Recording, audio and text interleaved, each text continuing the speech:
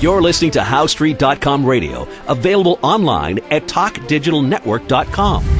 Welcome to HowStreet.com radio, the online source for market opinions. Here is Jim Goddard. My guest is David Smith, Senior Analyst for the Morgan Report, which you can find online at silver-investor.com. Welcome to the show, David. Hello, Jim.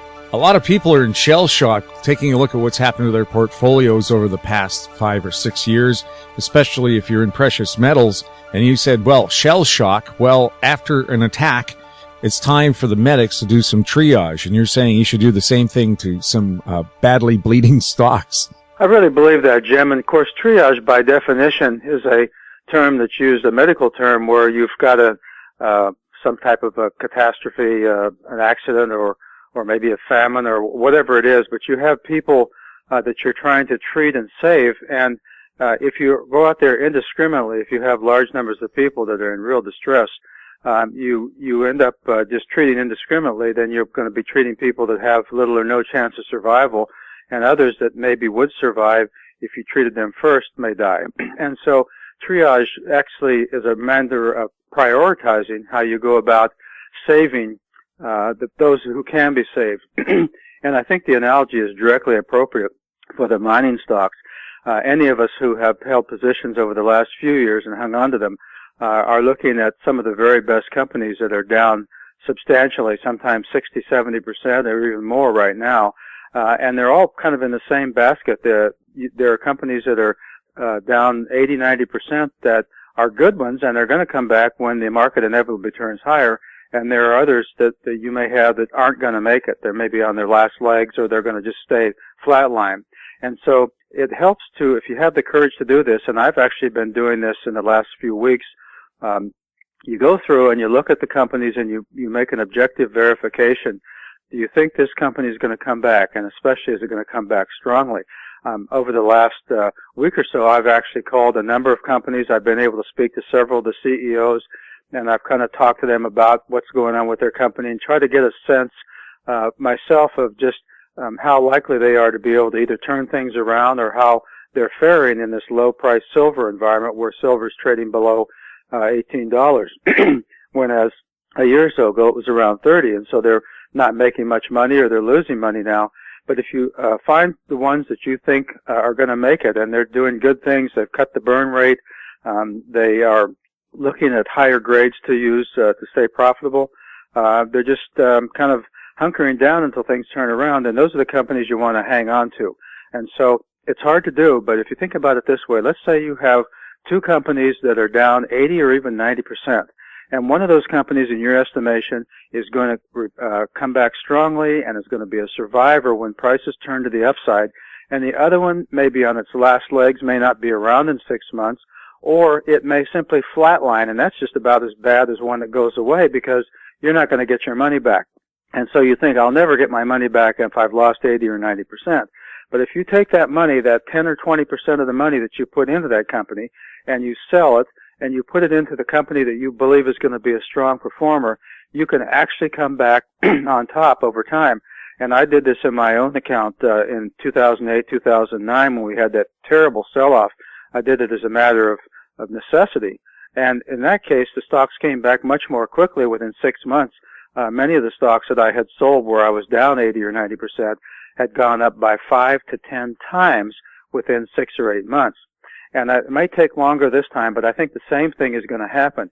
If you look at, and I could give you any number of stocks price points that I follow that were trading in 2011, just a few years ago, and this is with silver in the 30s, not even $50, and they were 8 or 10 times higher than they are now. There was a stock that I looked at that's trading for 86 cents this morning that was trading for $7.50 in 2011.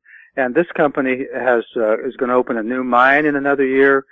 They've cut back production now, but they're husbanding their resources, and they're going to be around. They've signed a modified streaming agreement with one of the major streamers, and that's a company that I feel comfortable buying on any kind of a decline in here with money that I got from getting rid of a stock that I don't think is going to come back. How are these miners surviving when the price of silver is below the cost of production? Well, it's difficult. A few of them that have good cash flow are able to hold back some of that silver.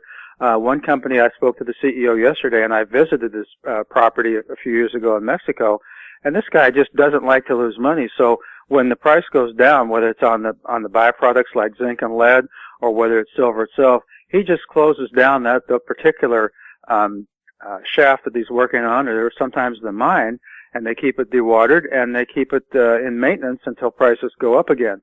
Another thing that happens, and this has happened across the board, is exploration is going, the money that's being devoted to exploration is being cut way back by necessity, and that's going to have real implications down the line when prices revive and production is difficult to ramp up. This particular company, though, has 400 or 500 targets that they've identified and categorized, and with GPS locations and things like this. So they don't need to go out and do any exploration at all right now, because they know they've got so many targets that they could start with when prices go back. So they're just not spending money on those now, and they're making sure that they have the burn rate to be able to survive this. And that's the kind of company that I want to be an owner of and add more shares to if I already have it. When we come back after the break, Cambridge House could maybe hold their meetings in a cabin now, and the Silver Summit in Spokane. More with David Smith right after this. More and more people are looking to the internet for intelligent, riveting, and thought-provoking interviews. To advertise on the Goddard Report and TalkDigitalNetwork.com, call 604-699-8600, 604-699-8600. Welcome back. We're speaking with David Smith, senior analyst for the Morgan Report. David, the Cambridge House investment conferences held in Toronto and Vancouver this year, sparsely attended by mining companies, their traditional bread and butter. Instead, we saw companies representing things like medical marijuana at these conferences. What's going on with Cambridge House? Well, certainly the Cambridge House configuration has changed massively over even the last year or so. As you said, there are not that many miners being represented anymore. I understand that over 500,000 square feet of office space in Vancouver alone is available now that used to be occupied by different mining, exploration, and production companies. So it's really hit the whole sector very hard. And the thing is, this shakeout is, in some ways, it's almost unprecedented. But the companies that are left, they're going to be survivors, and those are the ones we want to hang on to.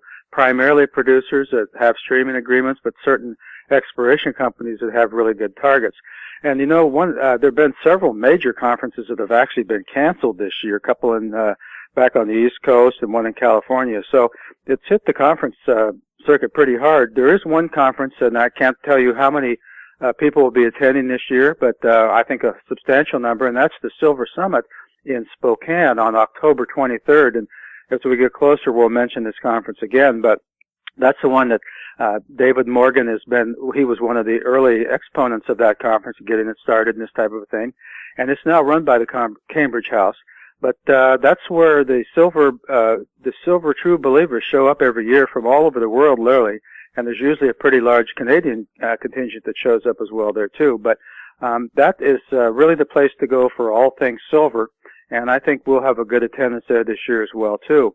And in fact, I actually have 2 articles that will be dispensed there in different publications. One will be in the Prospector News, talking about the mining footprint and its effect on silver prices. And also I'll have another one in Drill and Pick, which is the official publication of the Silver Summit, talking about silver from a technical perspective. So really happy to have those reports being published, and those people can pick those up free of charge at the summit. So we'll see how things go. I really do think that when silver turns around, it'll surprise a lot of people.